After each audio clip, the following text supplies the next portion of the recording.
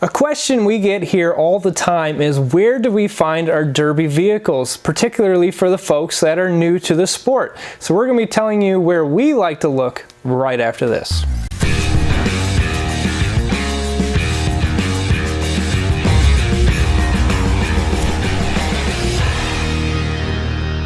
Hey guys, Alex here from All For Him Racing, and today I'm going to be talking about some of the sources and places that we like to look when we're searching for a derby vehicle. There are a number of different options, so I'm going to kind of just go down the list here of some of the places I would suggest that you look. The first place I would suggest you look is in your own driveway. If you have a beater with a heater and it's on its last leg, well, that might be a great candidate for derby. Or maybe your dad's driving an old beat up truck, or your grandmother's got an old car that just needs to be retired. Those can be great candidates for derby. Now you need to make sure that the family is okay with you doing that. Well, I've definitely heard stories of family politics that has made those kind of things difficult. Maybe there's a family car that you guys drove all over the country, that there's some kind of an emotional attachment with that car, and maybe that's not going to be the best candidate for derby, and you just need to accept that and move on. And there's just times when you still need to drive that car because it's still not a bad beater with a heater, so you need to just keep on cruising down the road. But that can be an option for some people. The next one, I would consider looking at the online classifieds. So an example of that would be Craigslist. Craigslist is a great place to look for that kind of information because you can search by location, and you can also search by price as well as make and model. So you can get as specific as you want, as general as you want. If all you want to do is find a car for $500 or less, you can search for that and see what's available in your area. So that can definitely give you a lot of options, and that's where we have bought a number of vehicles for Demolition Derby over the years. You can also look at buy and sell websites like Auto Trader, not a bad option, but it is a lot harder to find some of these older beat up cars because folks are generally not going to use that to post those kind of vehicles for sale. The next place I would suggest you look is Facebook. So Facebook Marketplace is a great place to look for buying and selling of vehicles, parts, accessories, any of that kind of stuff, but in this case we're talking vehicles. So again, very searchable. You can search make and model. The one for me that is the most beneficial is simply location and price. For your first derby vehicle, I would suggest you not spend more than a couple $100s because you're just going to go out there and get a lot of experience and have fun. You're not going to go out there to win, and if you are, then hopefully you can have some friends that can help you build your vehicle. But as for people like us that now have more experience within the sport and we're going to build a vehicle for multiple events, we'll spend a little bit more. So make sure that throughout this whole process you're keeping your costs in mind.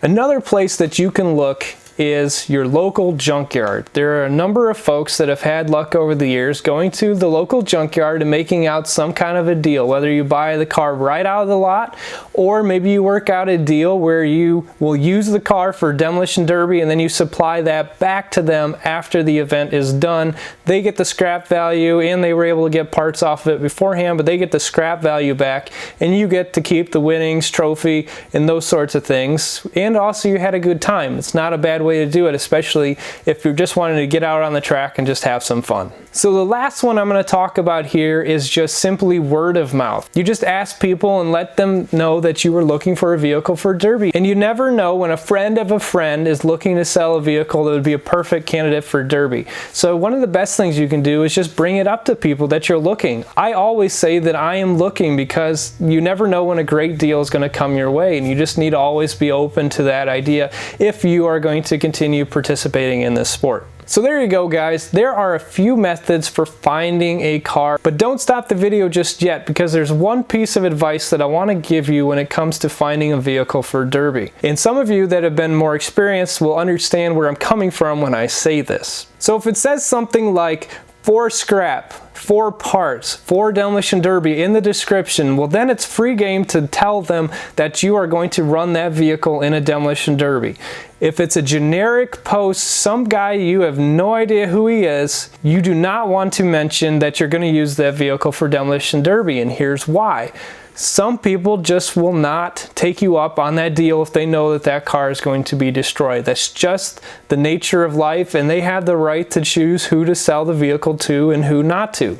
They may have it priced low because they're hoping some kid that just needs a car is going to buy it, and they're going to help them out, not for one of you to snag it up and destroy it. So you need to be sensitive to those kind of things. I've heard stories of guys making the rookie mistake, in my opinion, of telling people that they're going to run that vehicle for a demolition derby and having deals fall through because the individual is choosing not to sell you that vehicle because you intend to destroy it. So you need to keep that in mind when you go to buy a vehicle and the person does not have any idea what you intend to do with it. I would say you're looking to buy a car for a project car, you're just looking for an A to B car, you're looking for a car for your brother or for a different family member. You know, there's other things that you can say to make the transaction and get out the door without hurting anybody's feelings, and you still have the vehicle that you want to derby. And again, I say this not because I want you to be sneaky or manipulative towards those individuals. It is simply the fact that not everybody is going to be in favor for the sport that we're doing here, and you need to know that up front when you're finding a vehicle for derby. So there you go, guys. Hopefully this was helpful to you. If it was, make sure to give us a thumbs up and consider subscribing if you have not already done so. As always, we hope that you guys have a great day, and until the next video, we'll talk to you later, guys.